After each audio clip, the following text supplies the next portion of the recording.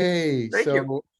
yeah, this is the first time in over 2 weeks that there are not a 2-year-old and a 3-year-old running around the house, and they've just gone now for a week towards the north to our other daughter. I'm talking about our daughter Abigail and Natan and their family who came to us when the war broke out in Israel. That's in the back of our minds as our study is devoted to our growth of our intellectual pursuit. But we're not tone deaf by doing this and by doing some other things that are coming up in the next few weeks.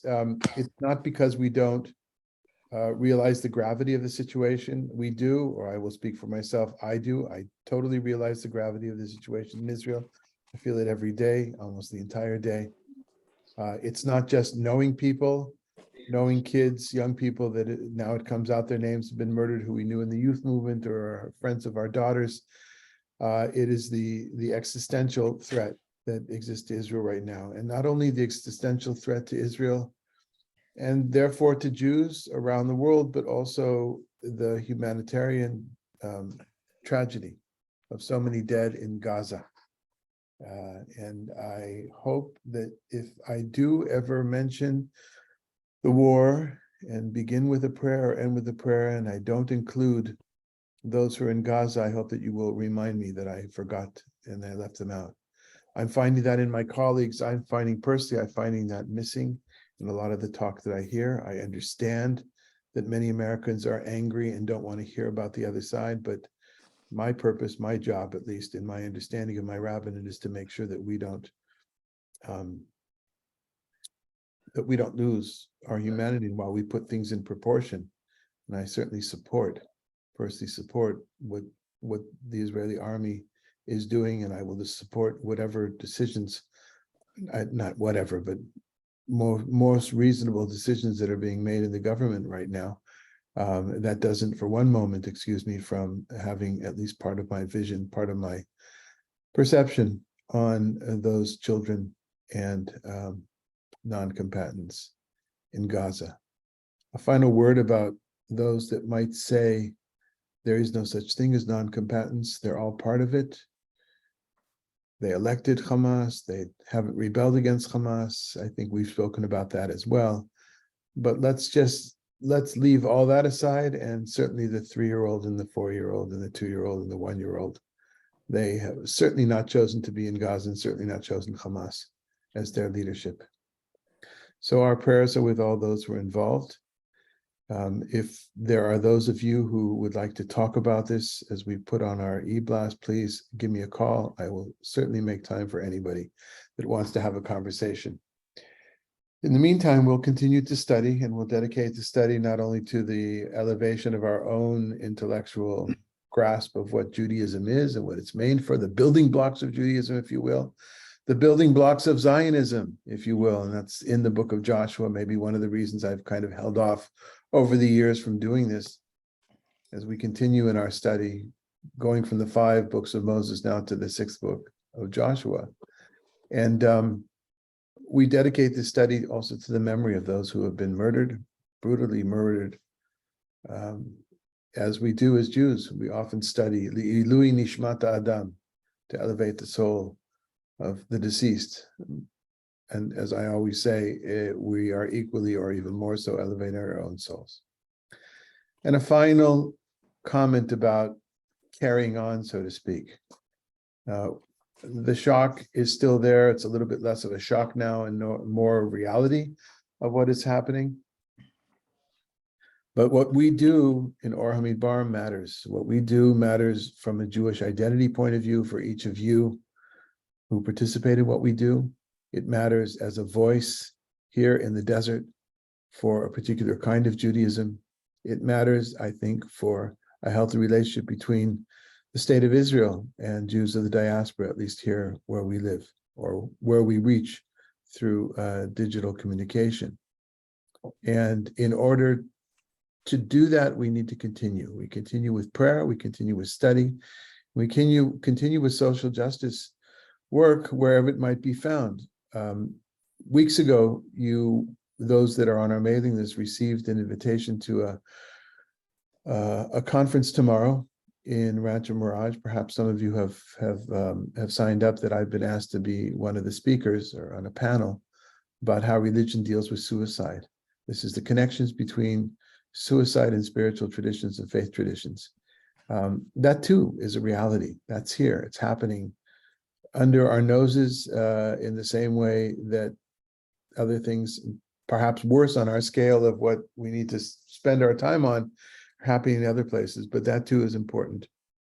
And so, so we continue. Okay.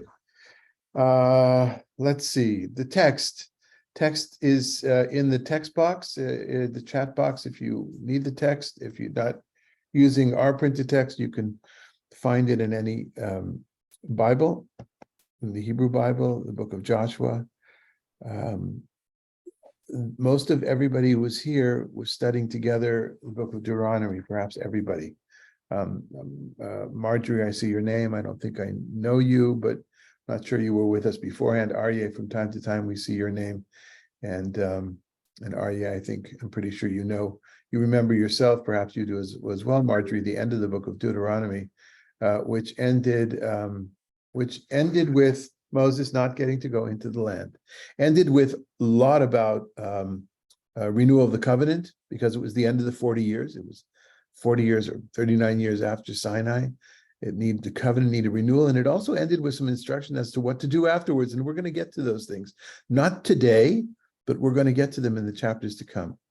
And where we're going now is not a linear path, just like the Torah is not exactly linear as well, although it felt like it in the 40 years of the wilderness, right? It felt more or less kind of a play-by-play, at least that section. That's not what's going to happen in the book of Joshua. There will be linear parts of it.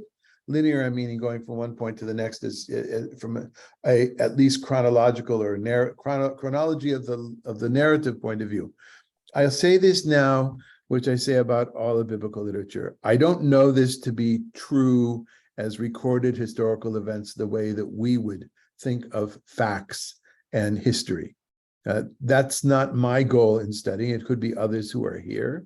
And if so, my suggestion would be, my advice would be, take this, what's in Joshua, and also in contradictory parts inside of Joshua, and pull it together with all the other sources of what we know about the conquest in biblical times, which part of that is in the book of Judges that we did together. And we're going to have to decide in a few, in 7 or 8 months when we finish this Joshua, if we're going to go back and continue to Judges. Perhaps we'll want to do that, but maybe we'll poll the group beforehand. But you take those things as well as other parts of the Hebrew scriptures and archaeological evidence where there is, and then you come together with what might be historical reality. That's not my goal here. My goal is to look and see, or to look and listen to what the book of Joshua, the author, the final author, the redactor, the editor of Joshua wanted to tell us. From time to time, we'll look and see, well, what did that particular literary unit want to tell us that's been taken and placed from its original context into a newer context?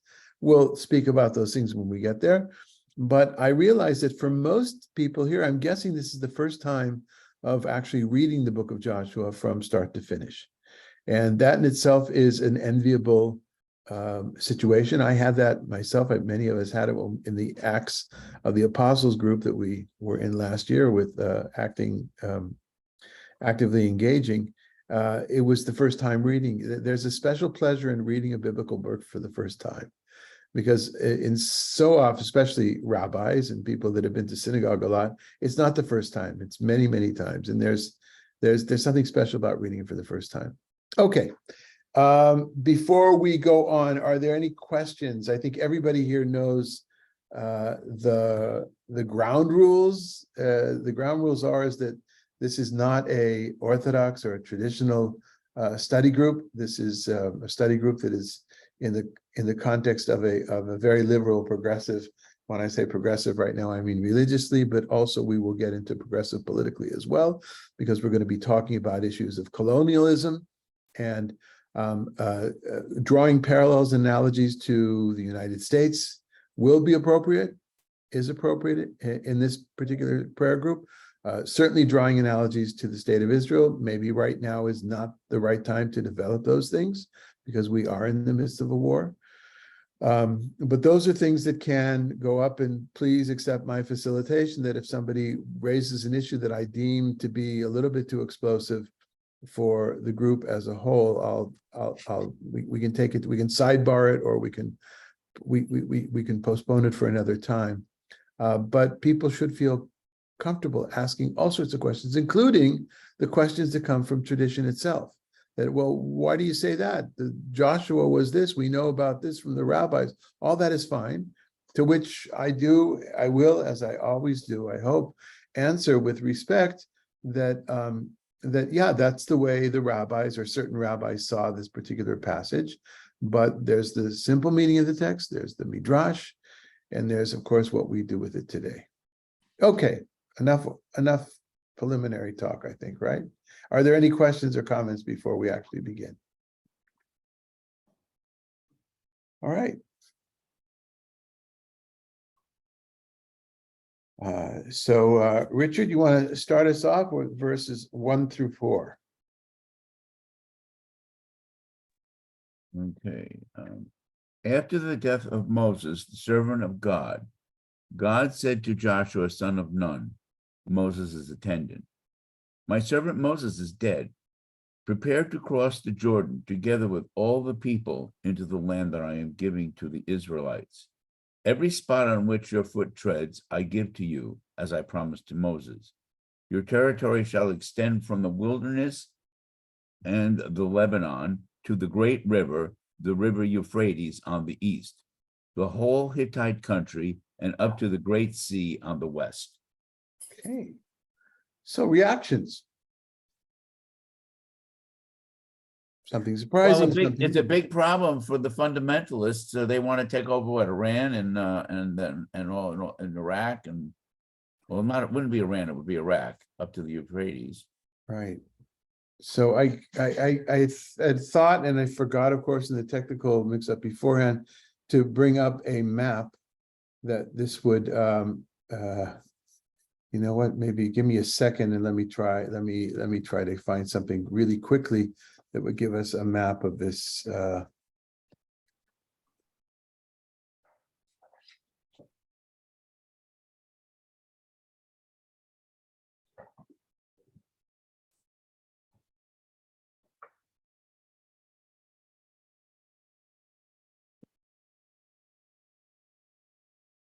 Okay, I think I've got something which is real simple, super simple.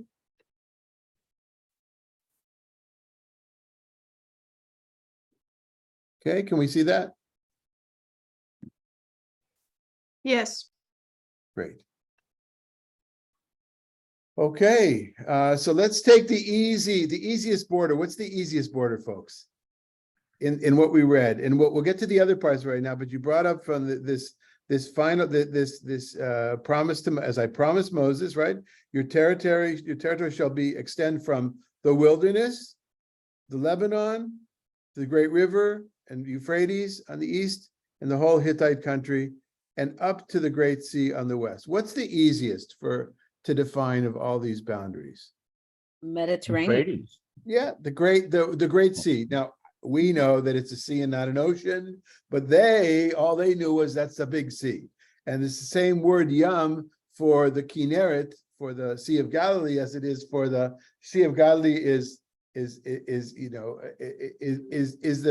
sea par excellence. There's the Yam Suf, which is also a sea of reeds, or Red Sea. That's also problematic, but that too was limited because what they saw of the Reed Sea was that jutting water that goes into in between, separates the Sinai Peninsula from the Saudi Arabian Peninsula, as you can see over here, right? So the Great Sea, this is a Great Sea. That's the easy one. And so was that ever the case that does anybody who studied different biblical books, was that ever the case that the left boundary, that is the western boundary, was the sea itself? During David's time. Except for During David. Well, No, during David's time, but a little area though, David. Gaza was Philistine. Yeah, it's unclear, Malk. I think there's still a time where I think it's unclear whether it really was. I know that's the overall view, of course, is David and Solomon, at least the beginning of Solomon's reign. Now, did it really stretch out like this? So that's the easy one. Lebanon, it means the mountains of Lebanon, which are here, but the Hittites are up here. So that's a little bit fuzzy in the definition.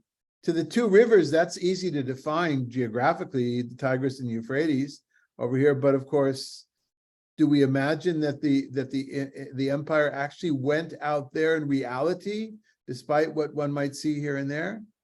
And then the north, the south is the wilderness, and that's also a little bit,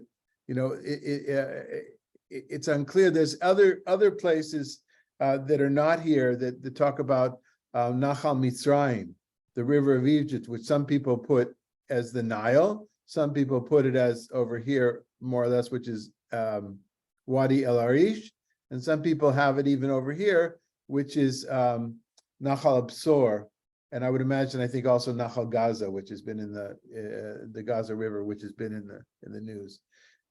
So it's a very amorphous kind of a situation. It's kind of, I don't think anybody would ever say that it was ever really like this, right? Now, but that doesn't mean that some people held that was the promise. So already we have our first challenge in this short paragraph as to what does Judaism, what does the Hebrew Bible, what do we as Jews have to say about the boundaries of the land of Israel? And there's a lot of politics behind this, folks, right?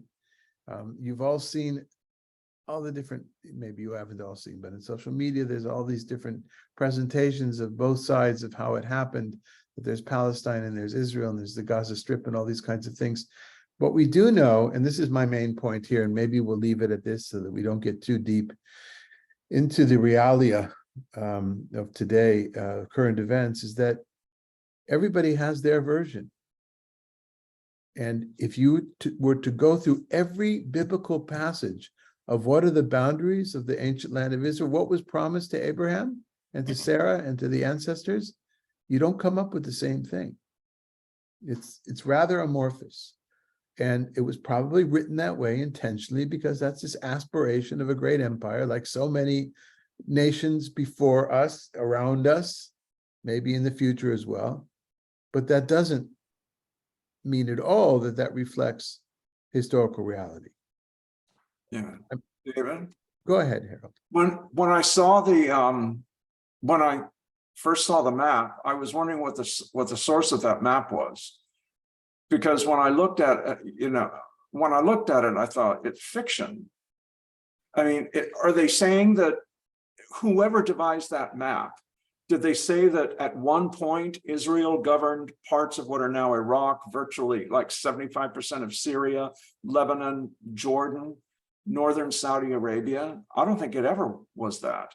No, so I don't know who did that map. It's just the first one that popped up when I was looking, right? I mean, it was real time when I was looking for it. It's not, I didn't research the map, and there are certain books I would go to. The commentary I've been using by Alberto Sogin, an Italian scholar whose work on judges I heavily depended upon in teaching, and which is not terribly up to date. These are commentaries that came out when I was a student, when in the late 80s, I think. Yeah, I'm guessing. But there, and he doesn't have maps. I have a dearth of commentary. On many books I have 3 or 4 or 5 different commentaries. I may get one. I think I'll try to get one that has different maps, that the Bible scholar who does the commentary, who has a good grounding in the history and different traditions, is conscious of that. Many of the maps on the web, of course, Harold, as you well known, are politically motivated maps, and not necessarily historically motivated. Not to say that historically motivated maps aren't also political. Depends who's telling the history, right? But that's not really the point, though, Harold. The point is, In the same way that map is, really, is there any basis for that? The same thing, we would go back to this paragraph and say, is there any basis that that was ever in reality? Says Malka says, well, yeah, it seems like it, at least from the way things are told from the time of David, but I don't think we have historical proof of that. And then finally, this is the promise and not reflective of it doesn't present itself as being reflective of a reality, but of a goal to work towards. That's another meta point. So one meta point that I made up, I don't know, why do I say meta point? One important point that I'd like to make in today's study is that there are so many different voices, and this is one of them, about what is our right to the land. Another meta voice is that just you know, there's a tradition of something's being promised, and there might be a shifa, Sasha, shifa.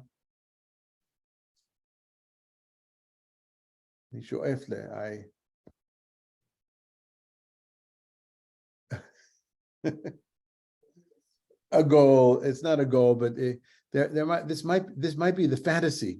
There's a better word than fantasy. The fantasy of what it, but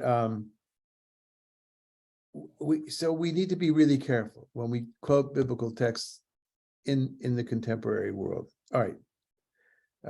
So that's one issue. Any other issues that people might find in this, or one topic? Thought it was interesting that he told Joshua that Moses was dead. It was almost like they didn't know Moses was dead, because it's like in the last of Deuteronomy, God supposedly buries Moses. So maybe Joshua didn't know actually that Moses was dead, because otherwise, why would he tell them, my servant Moses is dead? Right. So, Shifa's aspire. These might be the aspirations of borders. That was the word I was looking for. Aspire. Thank you. Right. Shoef is has to do with breath. Yeah. Inspiration and spiritus. Yeah. So what Malka is saying is that if we read this directly after, as maybe it was meant to be, which is Sojin says, I'm not sure I agree, but that's the Vayhi Achrei Mod. Vayhi shows that it was meant to be read immediately after, and so it came to be, which is not even translated in the new GPS, because it some would argue it doesn't. That's just the way to set up, like Vayhi bimei Achashverosh. In the days, and some might translate it came to be. So one way of looking at it, as Malka has proposed, that we read it in an innocent way, perhaps in a naive way, just like God buried Moses and by God's self with nobody else. Perhaps the people didn't know yet. Although there is a section, right? It depends. There's two competing traditions at the end of Deuteronomy. There is a section where the people actually mourned for Moses, I think. But yeah, so it could be that, and it could be from a tradition that says, and Joshua didn't know yet, and okay, now it's your turn. You didn't know. Suddenly the vice president finds out the president, God forbid, has died and comes into office. They didn't know. Or this is the literary way of setting up the beginning of, this chapter is an introduction, right? Now let's just get things straight, everybody, says the author here. Let's just get things straight. Moses is gone. Deal with it. Now it's Joshua, and Joshua's going to continue that work. Okay. How are they going to acquire these aspirations, of land, according to this section? God gives it to them. There doesn't seem to be any warfare. It's just given to them. So what are the words that are being used? Can you find the exact words? It says, every spot on which your foot treads, I give to you, as I promised to Moses. I give to you. So it's I give to you, but there's this. It's almost like a precondition, or it could be read as a precondition. I'll give it to you, but you got to walk there first. You got to step on it. You got to own it. This comes out in the narratives of Sarai and Avram, where they're roaming the land. It feels like they come into the land and they're going to different places. That's though he's walking. Somebody's walking their property, I think people will say, right? I'm walking the property. walking the perimeter, the farmer walks his property. When I ran a program in Petah Tikva with 150 16, 17-year-olds from LA on their own without their parents, just looking for trouble, every night I would walk the property. So actually that map that you just showed us could have been, this is for Harold, that could have been accurate, except as Joshua was taking a walk around to claim the property, he took a snooze and then lost out on what he didn't step on. Or he was a really good walker. Or he wasn't a good enough walker to cover all that territory. Oh, okay. All right. So he only got the small part that he walked on. Okay. Hold on. So Sasha's asking, is that what the reconnaissance mission that's sent by Moses, is that what they were supposed to do? To walk the land and therefore possess it? I don't know. We don't know because it's never, it's almost, it was a setup for the Israelites to have a reason for God to make them wander around for 40 years. If there had been a different outcome, perhaps we could have seen it that way. Oh, now we can go in because the spies have walked the land. Yeah. So the walking of the land, and that connects to, and this is why we keep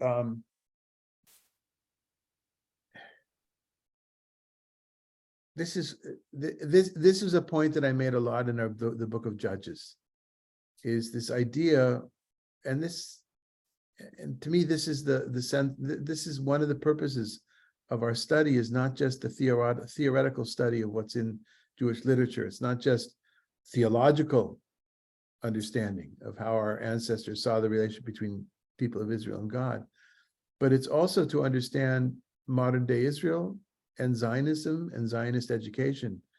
The idea that many of you have heard, and some of you even grew up with, well, Ella's not here, but the idea of going on a hike with your class, the field trip every year, or sometimes more than one.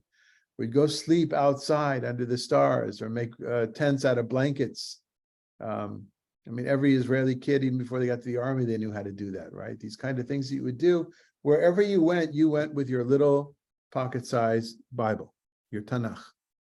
Every kid was given a Tanakh for their bar mitzvah or at school. And then every soldier was given a Tanakh. I may even still have one, or we certainly have ones of the girls that's been printed by the IDF to give to all soldiers for swearing in when you begin your career as a soldier. You don't go anywhere without your Tanakh, your Bible. It reminds me of what I mentioned the other day, Gideon's Bible, right? It's everywhere, right? There's a Bible everywhere. The difference here is that you walk with it, and these are things that we did when we were younger. When I was in high school in Israel in 10th grade, we did it all the time.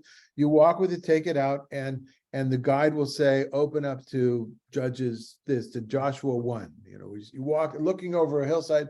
When Joshua says, when the book of Joshua says that God said to Moses, you're going to get the land, and we're standing on a tall mountain someplace, look as far, that's the Lebanon up there, the Hermon, and look down there, and all this land, anything, see this place here? This is where the Philistines were defeated by David. See this place here? This is where, King Yoshiahu did this, the Temple Mount area, everywhere with your Tanakh, with your Hebrew Bible. And when you walk with your Hebrew Bible, this is part of Zionist education as well. And I don't say this with any negative comment. This is not a judgmental thing. This is in some ways even full of admiration. If you want to drill in an ideology, educate a generation or generations on the ideology, the connection between you living here, even though you have white skin and blue eyes, and your parents or your grandparents or your great-grandparents came from Europe or from Morocco or other places, your connection with the land is through literature and through walking the land, by walking the land, a lot of hiking. Okay. Yeah. All right. Anything else? I just thought it was odd that he says notain lachem instead of notain lachem. I give to them, B'nai Yisrael, instead I give to you, B'nai Yisrael, and he's talking to Yahushua. Okay, I'm looking for Which verse? What? It's in, he says, Anoki notain lachem, B'nai Yisrael. It's in the second line. Midway, Anochi noten lahem livnei instead of to Yisrael. lachem, to you. I just thought that was, Yeah, Yes, so it's thank kind of you. why them and not him. Why not you, is he but not included plural in it? you, right? Yeah, maybe to emphasize Malka, his leadership. I'm giving it to them through you, through your leadership. I mean, this is a commissioning statement, right? He's being commissioned. Josh was being commissioned by God to do that. But good point. Okay, Malka, why don't you read 5 to 6 for us? No one shall be able to resist you as long as you live. As I was with Moses, so will I be with you. I will not fail you or forsake you. Be strong and resolute, for you shall apportion to this people the land that I swore their fathers to assign to them. I swore to their fathers to assign to them. Okay. Anything familiar in this line?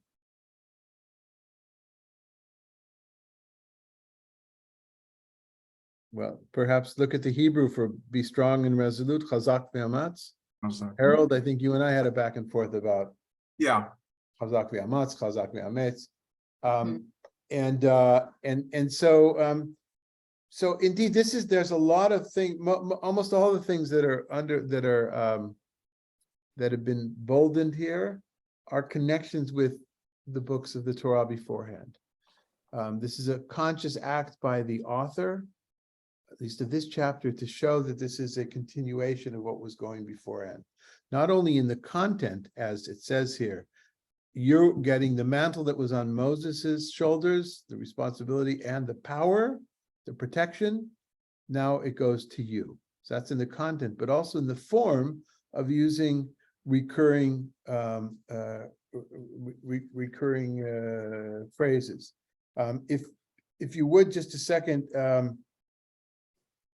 turn to the, I brought 5 verses today that will show that kind of thing. And so I thought maybe we'd read through and go through, but let's go ahead and look at the, no, we'll do that. So I'll make those points. I'll ground those in the verses. I'll give the proof text afterwards for what I want to say, that the way that the author wants to show that this is a continuation of what came beforehand and not a separate book, using that word, according to Soja, using the word vayehi at the beginning, and it came, that's the natural, it's the content that we've read about Moses, about Abraham, about the boundaries, the borders of the promised land, and Moses' power being now transferred to Joshua, but it's also the phraseology as well.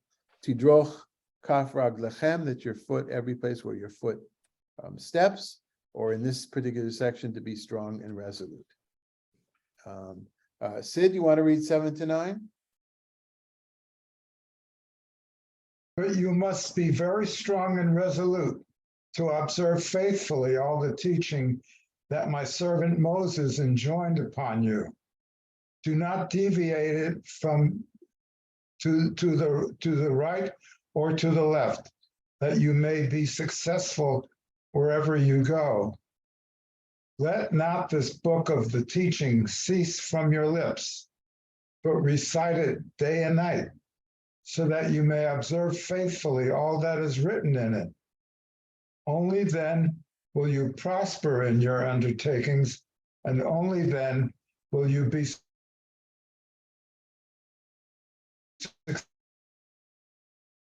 Do not be terrified or dismayed, for the eternal your God is with you wherever you go.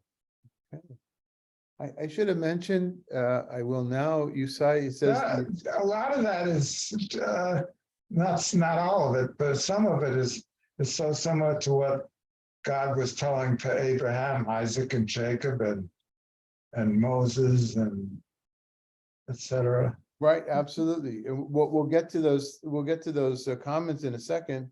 I just a note about the translation on Sefaria.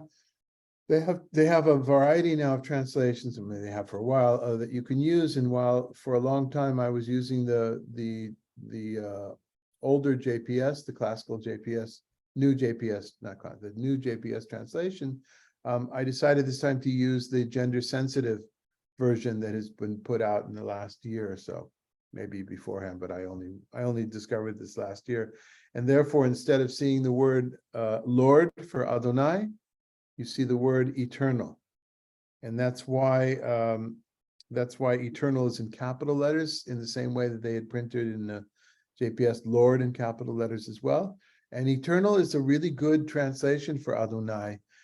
Lord is Adon, but Yud He Vav He is an impossible word that, from a grammatical point of view, that has in it was, is, and will be. Haya, Hoveh, V'yeh. And so eternal is actually really a good translation. I like that, and also it takes away the male pronouns from God and things that I might do when I'm speaking or translating myself.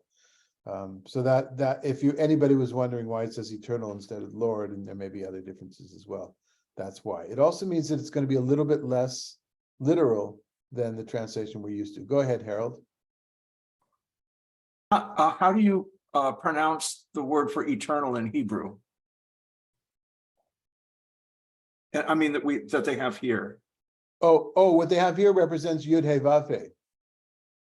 Oh, I see. It was translated as, so it's Yud He Vav He, but they It's Yud He Vav He. Yeah, instead of Lord, usually Yud He Vav He in translations be Lord or I see. God. Usually Elohim is God and Yud He Vav He is Lord in many translations. Yeah. Okay, all right. Okay. Yes, Eric. So was Joshua chosen by Moses or by God? Both. Both and. Yeah.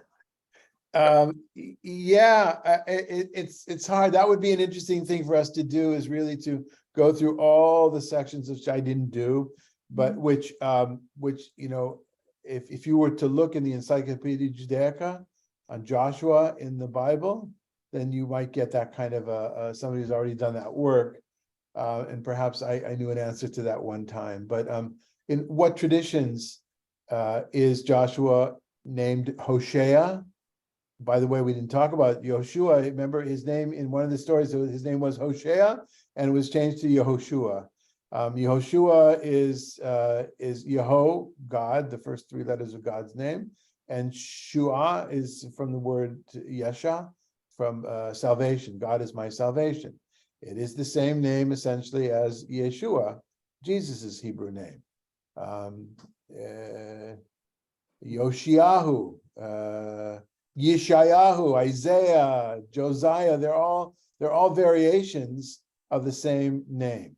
Now, there are those that wanted to see different aspects of Joshua's biography, including his name, that would adhere to the different sources of the Bible, J, E, P, and D. I think already by the 80s, nobody was doing that anymore, treating Joshua as a book unto its own that is very, very influenced by the book of Deuteronomy, but not necessarily a continuation of the same documentary hypothesis of the Torah that we spoke about before we started Deuteronomy. From time to time, I don't think it's all that important in my own life, so I don't emphasize it so much. So the answer to your question, Eric, is you have both. You have it's presented in two different ways, or a collective. Yeah, someone else. Anybody else? I just wanted to be strong and resolute. I had just happened to be studying the other day, the Samuel, the 2 Samuel. And that's almost exactly what David tells Solomon on his deathbed, to be strong and do directly, do what I tell you to do, kill Joab. But he tells him to be strong and show yourself to be a man. Right. I just thought it just reminded me that I just read that. And that's a fascinating scene. It's as Zakovich used to teach it. And you know what, Solomon? You'll know the right thing to do. The things I couldn't do because I had oaths and things, you'll make sure that you'll clean up the mess, kind of a thing. Yeah, be strong and resolute. And it's all through the Deuteronomic books. Something that came up when we studied Judges, for those that weren't with us then, is that Judges is a collection of narratives, of folk tales, of earlier stories that are local in different places, well, not all over the land and not all the tribes of Israel. It's kind of focused just on just a few. And then a later editor comes and brings them all together with a very repetitive format of it was in the time of so-and-so that, you know, the Israelites did evil in the eyes of the Eternal, and therefore they were punished and they fell under foreign dominion, and then a hero rises up. Samson, Ehud, Devorah / Yael, and then there's a story with a very different literary style, and then at the end of the story, or in Samson's case, in the middle of the story, but to delineate certain phases of Samson's life, and Samson and so judged over the Israelites for such and such years, which of course it never means over all the Israelites, it's just different parts of it. And the purpose of the book of Judges, because it's been framed that way with the Deuteronomic editing, is to lead up to the book of Samuel, which is also edited less so by that editing, and which is to bring about the demand for a king, and to say, you know, in those days there was no king in Israel, but we're even before that though, and it's still aiming in that direction. And one of the ways that the scripture, that the Bible aims things aims our minds in that direction, the same way that just happened to you, Malka, is by using repetitive phrases. Right, chazak ve'ametz. So it's not just the content; it's the actual phrases themselves. So, as I said, in a few minutes we'll go back and we'll look at the different verses and see and connect each of the paragraphs that we have here. Let's see. Sue, do you want to read that? Are you up? You guys are? You got your connection straightened out? Sue, 10 to 11, please. Hopefully, where are you? 10 to 11. Joshua thereupon gave orders to the officials of the people. Go through the camp and charge the people thus. Get provisions ready, for in 3 days' time you are to cross the Jordan in order to enter and possess the land that the Eternal your God is giving you as a possession. Okay. So we actually didn't really and my fault, we didn't discuss the previous. Let's discuss both of these together. Other than the be strong and resolute, what's the condition for winning these battles? Aside from being strong and resolute, Don't deviate right? Deviate from what? from either the right or the left. So one, you may have thought, it sounded like that maybe you're saying if you've got a road going to battle, don't go to the right or left, just go straight ahead to the battle. But then keep reading. Go ahead. right, go ahead. But keep reading the book of teaching. Which We is, have to do it constantly. what is the book of teaching? Another word? Anybody what's the Hebrew here? Torah. Right, the Torah. So we're used to one of those words that gets us bogged down on infinite asides. It's clicking on the hyperlink again, but Torah literally means instruction. Right, we use it in the context of the 5 books of Moses as Torah. We use it as that scroll that we lift as reading from the Torah. We use Torah in a wider sense, not as so much the Hebrew Bible, but of all, certainly, but of all Jewish learning, and in my universalist tendencies, Torah's intellectual engagement in general. But that's Torah. But Torah is also back to its original language. It means instruction, or teaching. Yeah, when we were doing Leviticus so many years ago, and we were going through those laws of sacrifices, and in the first half of Leviticus, the paragraph would end, or the section would end, Zot Torat HaChatat, Zot Torat Hashem. That is the Torah. That's the instruction. That's the rules, the rule book for for any given sacrifice. So yeah, the moving of right or left, and And Joshua, in this, Joshua becomes he's not only the military leader of the people as Moses was, yes, he's also the teacher of the people.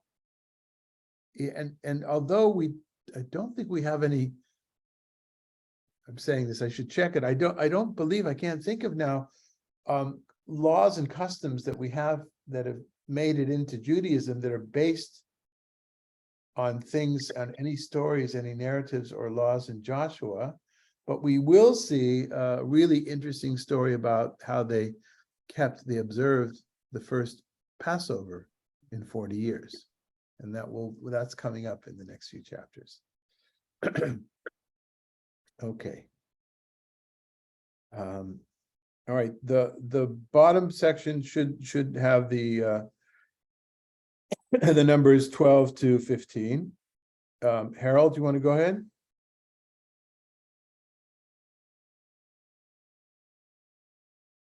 Then Joshua said to the Reubenites, the Gadites, and the half tribe of Manasseh, remember what Moses, the servant of God, enjoined upon you when he said, the eternal your God is granting you a haven and assigning this territory to you. Let your wives, children, and livestock remain in the land that Moses assigned to you on this side of the Jordan.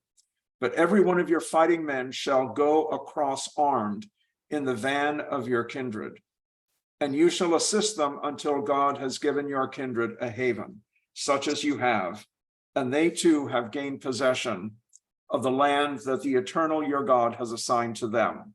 Then you may return to the land on the east side of the Jordan, which Moses, the servant of God, assigned to you as your possession, and you may possess it. Okay.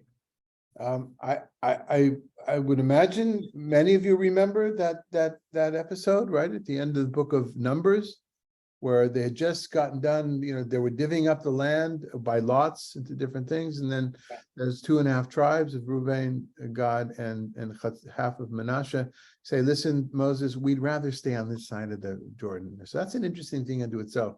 That story belies the fact that according to that tradition, that was never supposed to be part of the promised land. Otherwise, that story has no meaning. So you know what, Moses, we don't want to go and we'd rather stay here. This is better for us. Although from the description in the first, that's already a difference in describing what is the aspired to land of a promised land as the way it was presented here in Joshua, right? So back to this story, it's just the editor or somebody said, well, don't forget they are promised that they're going to fight. So you guys, you have to come into the fight as well. It's not just the other 10.5 tribes, the other 9.5 tribes, 9.5 tribes, not the other 9.5 tribes, but you. And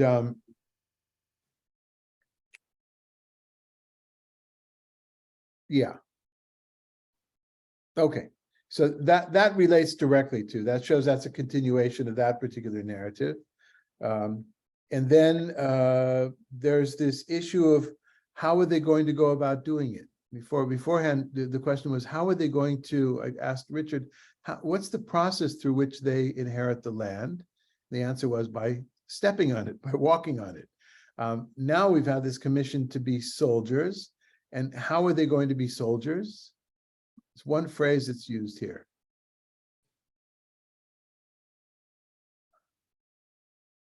In English, it shall go across armed. And in Hebrew, it's, I'm sorry? Did somebody say something? Okay, and in Hebrew, it's ta'avru chamushim. Go across chamushim. Chamush is the modern Hebrew way to say somebody who has tachmoshet is ammunition. Chamush means you're armed. Tachamush. There are other ways of saying it, of course. But what word do you see in the word chamush? Anybody? Hamas. Oh, well, I guess you could look for Hamas, but I was thinking more as chamesh, 5. So what's the connection there? And there's a lot of interesting theories as to that in the history of interpretation. The verse comes up already, and that we're going to see in a place. So we'll go back to it in a second. We'll go back to it, but let's finish off then. Megan, if you could finish off 16 to 18.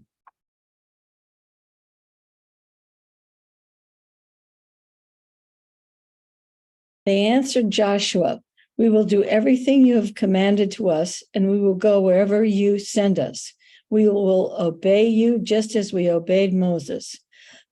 But the eternal our God be with you as with Moses. Anyone who flouts your commands and does not obey every order you give him shall be put to death. Only be strong and resolute." Okay, it's just that our section ends with them accepting their God commissions Joshua. Joshua commissions the people, and the people say, "Okay, we'll do it." Interesting, we don't have Joshua saying to God, "Okay, I'll do it. All right." Or, "Yeah, I've been waiting for this for a long time. It's about time I get my turn, to be the commander in general." But that's what we have. And of course, you heard again this be strong and resolute. Chazak v'amatz. All the chazak v'amatz everywhere. And that's a term that people are saying to each other now, amongst Jews, amongst Israelis. Be strong and resolute. Right. That's those words are ringing. Harold, did you want to say something? Oh, I was just wondering about Hamush and Hamesh. Could Hamush armed have anything to do with, like, you're holding a weapon in your hand with five fingers? So we'll get to that in a second. Let's do this. So now I'd like to. That was the text we have today, and then I brought 5 verses and there could have been more as well, but these are the 5 verses that I brought that show the connection mostly, but not only, with Deuteronomy. All right, so the first is number 1. Harold, go ahead and read number 1, Deuteronomy 11. If then you faithfully keep all this instruction that I command you, by loving the eternal your God, by walking in all God's ways, and by holding fast to God, the eternal will dislodge before you all these nations. You will dispossess nations greater and more numerous than you. Every spot on which your foot treads shall be yours. Your territory shall extend from the wilderness to the Lebanon, and from the river, the Euphrates, to the western sea. No one shall stand up to you. The eternal your God will put the dread and the fear of you over the whole land in which you set foot, as promised. Okay. So we can hear the connection, right? The echoing connection that the writer here wants to bring our attention back to the book of Deuteronomy, or it's the same writer, right? Either is possible. The inheritance of the land is dependent upon treading your feet in those places of land, making your presence known, being there.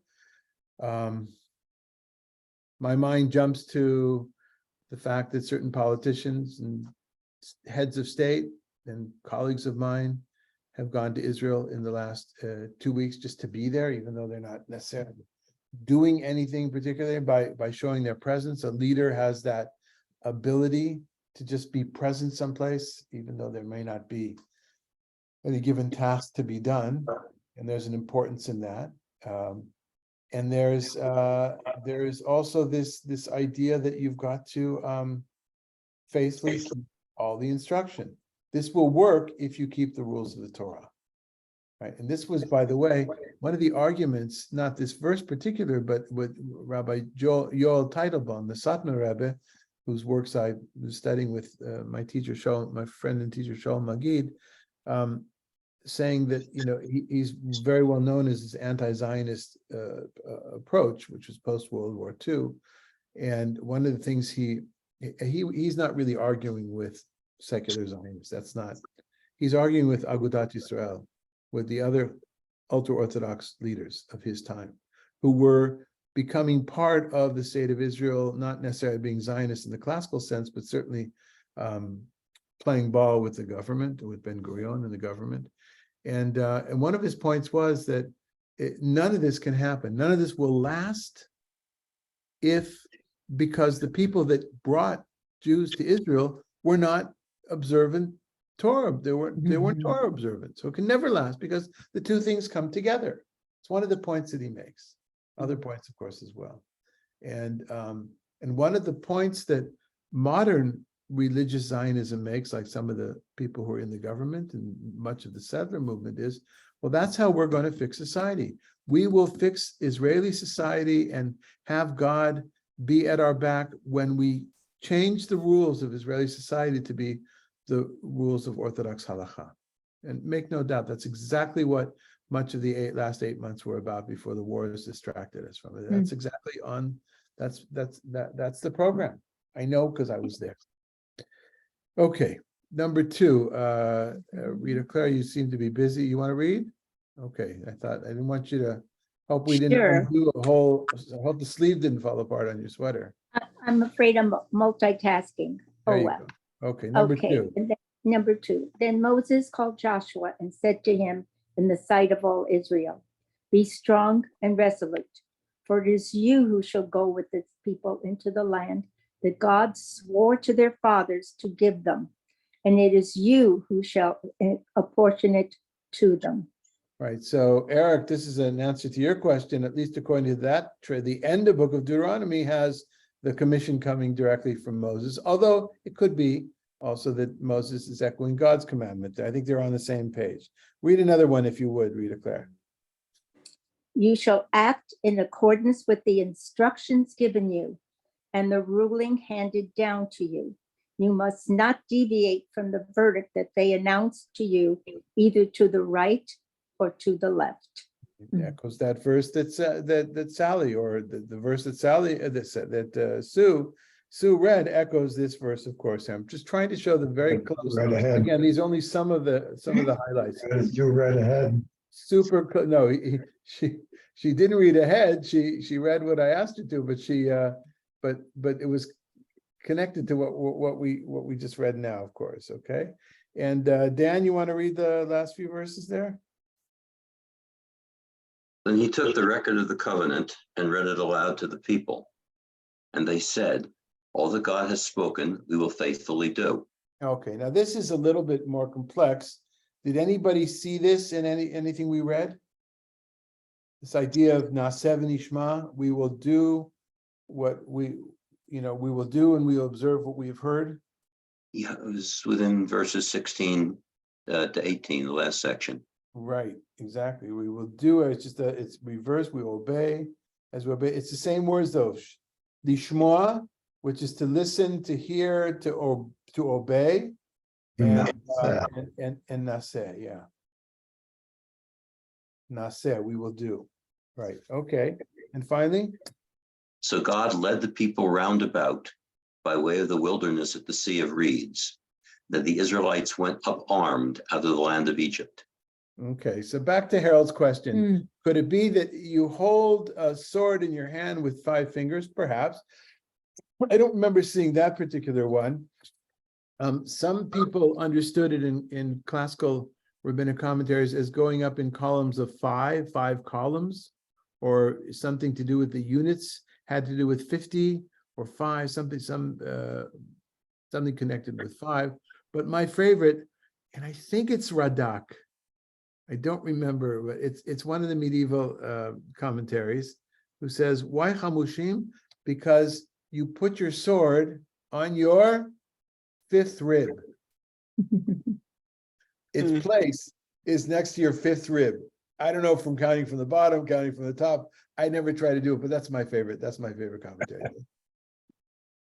Okay. All right, then. Any other comments or questions before we move on? Klaus, it's wonderful to see you with us. Were women armed? You know, I think that the story of Yael smashing Sisra's head with a tent stake and a hammer, Right. if I can't think of right offhand, I don't think of another woman using a weapon, and the fact that it's not a weapon, right? It's what she had, would lead me to believe that no, but I don't know. I can't think. Can you think of any instance of a even Dvorah? She was involved in the military campaign, but as a Right, it was Barak. strategist, right? She was up on the Right. mountain, Right. praying or whatever. Who else do we have? Solomon says to the, no, but he doesn't say to the two prostitutes that they should do it themselves. No, to right. Slice the baby. I think he says that his guard should slice the baby Right. in half. Right. Yeah. Huh.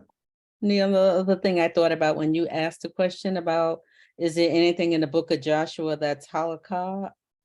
What came to my mind, you can tell me if it's wrong, is Joshua 24, where he says a wandering Aramean. Don't we do that in the Bikurim? Yeah, but so we do that, but that's actually Joshua quoting Deuteronomy. Oh, that's true. Right, yeah, and so, but let's keep that question hovering in the air above everything we do and see, you know, yeah, in general, as we always do. I'll try to find the things that have echoes in later biblical Judaism, like we did today, that it was echoing the things that came beforehand, and at least the way we read the text. But we'll take a look at different things, and you know, there's one particularly gruesome scene that I don't relish getting to that we'll have to talk to. Klaus, please. I was surprised to see the word Lebanon so early on in our history. And I don't understand, was it a river at that time? It seems to be referred as a river rather than a territory. No, I think it's the mountains. Lebanon, the Lebanon means the Lebanon mountains. I see. Mountains, I think so, I'm pretty sure. I don't, yeah, I don't know. One of the, who knows where it is, but one of the most absolute boring books that I have that I ever purchased was a book by a scholar named Aharoni, who I think, my guess would be 60s, 70s in Israel, an Israeli scholar whose expertise was biblical geography. You think it's boring? I like her. He was one of my teachers. Oh, Aharoni was your teacher? Yeah, and Rainey. They wrote a book together. Oh. I can't tell them now. I have his books up, but and I was just so, yeah, that's not my strong point, as people will know. Geography and in general, you know, historical reality are not my strong points. Okay, anything else, folks?